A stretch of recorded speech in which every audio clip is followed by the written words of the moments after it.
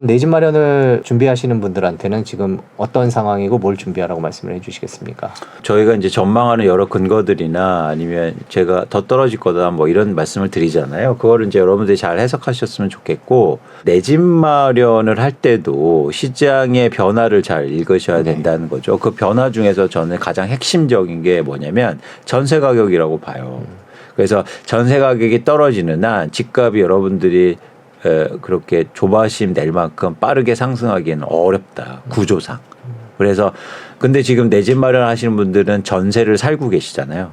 전세 가격을 누구보다 잘 아시는 분들이에요. 아, 그렇죠. 그렇기 때문에 여러분들이 조급하실 필요가 없다는 생각이고, 그렇기 때문에 전세 가격을 좀 잘 보셨으면 좋겠다. 쉽게 말해서 전세 가격이 다시 말씀드리면 빠지면 집값이 회복하기는 어렵다는 말씀을 드리는 겁니다.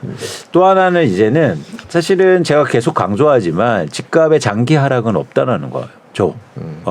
그거는 다른 나라도 다 마찬가지죠. 집값이 계속 빠진 나라는 굉장히 드뭅니다. 뭐 저희가 일본 얘기를 많이 드는데 굉장히 예외적인 나라예요. 대부분의 나라들은 사실 집값이 장기적으로 올랐고, 근데 오르는 원인들이 이제 여러 가지가 있겠죠. 어쨌든 저는 내 집 마련을 하셔야 되는데 집값이 이렇게 하향 조정받고 떨어질 때 내 집 마련을 해야 된다는 거죠. 그래서 그런 시점 언제 사야 될까를 고민을 잘 하셨으면 좋겠다는 말씀을 드립니다. 근데 그럼 언제냐라고 말씀드리면 가장 좋은 시점은 전세 매매 비율이 오를 때예요. 전세 매매 비율이 오를 때 내 집 마련을 해야 되는데 전세 매매 비율이 오를 때 중에서도 매매 가격이 떨어지면서 전세 매매 비율이 오를 때. 전세값이 오르는 게 아니라 집값이 떨어질 때. 그렇죠. 네. 이해하셨죠? 그러니까 지금 예를 들면 10억에 집값이 10억에 전세값이 5억이면 이게 오르는 게 5억이 6억 되는 게 아니라 10억이 8억 9억 되고 8억 되고 이렇게 되면서 오를 때를 그렇죠. 노려라 이런 말씀이죠. 그렇죠. 그러면 시장의 변화가 일어나긴 출발점입니다.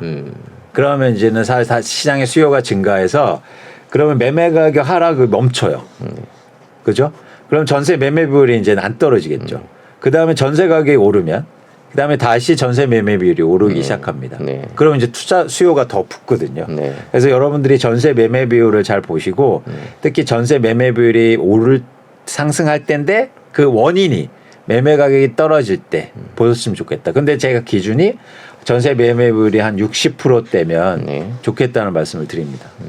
60%. 지금은 50%가 조금 안 지금 한 되네요. 48% 정도. 48% 정도. 그러니까 집값을 바닥을 얘기하기에는 전세값 기준으로 보면 지금은 전혀 아닌 거네요. 그렇죠. 네. 그리고 저희가 그것도 되게 중요해요. 제가 전세 수요와 공급이 실수요와 실공급이라고 말씀드렸잖아요.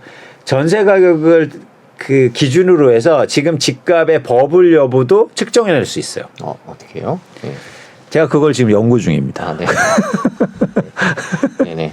근데 공식을 연구 중이시라는 거죠. 그리고 그 네. 수치, 기준을. 기준을. 그래서 여러분들이 그 기준을 보시면서 네. 그건 이제 제가 다음에 한번 나와서 네, 알겠습니다. 끝나는 순간. 네, 한번 기대하고 있겠습니다. 네.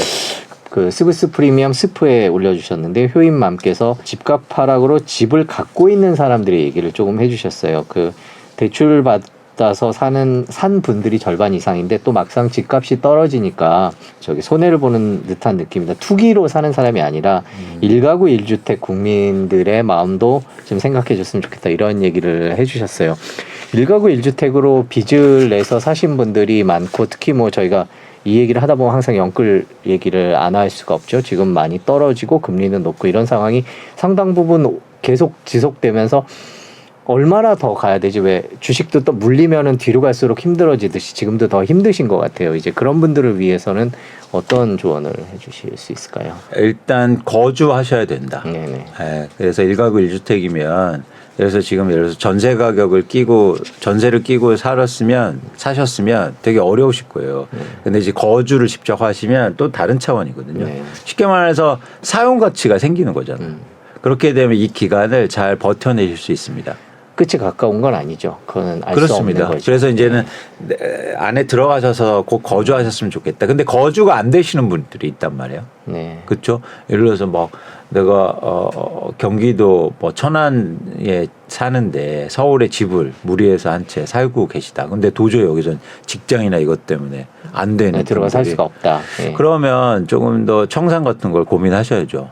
뭐 금리가 계속 나가야 되니까. 그리고 기간이 단기간에 다시 회복되고 금리가 떨어지기는 좀 힘들어 보이기 때문에 네. 그런 장기전에 좀 대비할 필요가 있어 보입니다. 네. 네. 좀 시간이 더 걸릴 수도 있으니까 그 상황에 따라서 대책을 마련. 그렇죠. 그래서 저는 꼭 제시하고 싶은 게 뭐냐면 가능하시면 거주하시라.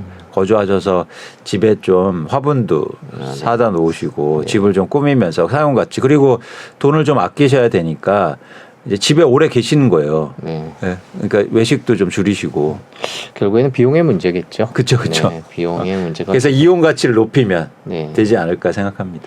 자, 이제 마지막 질문 드리겠습니다. 네. 이제 저희가 시간이 많이 지났는데요. 2023년 1분기 이제 거의 끝나가는데 이제 올해 부동산 시장 지금 잠깐 또 이렇게 막 지금 바닥이야 이런 얘기가 들 정도로 또 약간 분위기가 살짝 달라졌었는데 앞으로 이제 남은 2023년 어떻게 흘러갈 거라고 보시는지 변수도 뭐 금리부터 시작해 변수들이 워낙 많으니까. 여러분들이 시장을 전망하실 때 너무 많은 걸 고려하지 마세요. 저희가 뭐 인구, 금리 아니면 거시경제 이런 것들을 다 고려하다 보면 어떤 답이 나오냐면 그거 모르겠네. 이렇게 돼버려요. 네.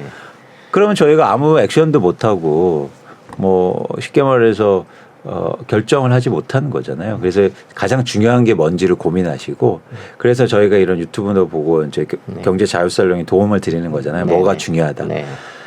그런 측면에서 제가 가장 중요한 건 전세 가격이다 말씀을 드렸고 전세 가격이 계속 떨어지는 집값 회복은 없다라는 말씀을 드렸습니다. 그리고 그러면서 올해 매물이 증가할 거다. 그럼 매물이 증가하면 집값의 하락폭이 커질 수 있다는 거죠. 그런 측면에서 올해 하반기를 좀 보셨으면 좋겠다는 말씀을 드리고요. 그래서 지금은 그런 변화들, 특히 전세 가격과 매물 증감 이런 것들을 잘 보셨으면 좋겠다는 말씀입니다. 조급하실 필요가 없어요. 특히 무주택자분들은 여러분들이 시장을 충분히 그러니까 이런 거죠. 내가 그동안 잘 못해서 난 집이 없어라고 생각해서 지금 빨리 결정하는 게 그 실수를 만회하는 게 아니라는 겁니다. 그렇게 생각하시는 분들이 있어요. 네.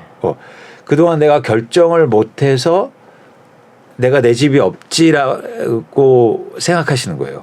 그래서 결정을 빨리 하는 게 마치 이 모든 문제를 해결하는 것처럼 생각하는 거죠. 절대 아니고요. 그동안의 시장의 변동 원인과 시장이 왜 움직이는 거에 관심 없었기 때문이라고 저는 생각합니다. 그래서 여러분들은 지금 다르게 접근을 하시는 거예요. 알고 기다리는 건 다른 차원이다. 그래서 여러분들이 꼭 그런 생각의 전환을 좀 하셨으면 좋겠다는 말씀을 드립니다. 조바심 낼 필요 없는 거죠. 계속 지금은 떨어질 가능성이 훨씬 높다. 네. 이렇게 정리할 수 있겠습니다. 자, 저희가 부동산 최근에 논란이 있었던 바닥인지 아닌지에 대해서 짚어봤고요. 이강수 위원님께서 명쾌하게 설명을 해주셨습니다. 또 시장 상황이 계속 빠르게 변하고 있으니까요. 자주 모셔서 얘기 듣도록 하겠습니다. 오늘 긴 시간 감사합니다. 고맙습니다. 고맙습니다.